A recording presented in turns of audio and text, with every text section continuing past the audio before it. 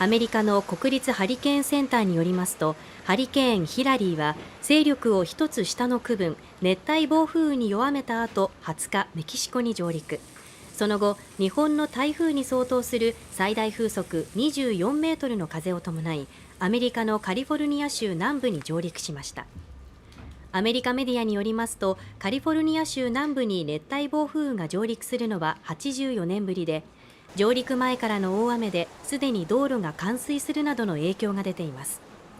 気象当局はカリフォルニア州南部に熱帯暴風雨警報を出し、大雨や洪水に警戒するよう呼びかけています。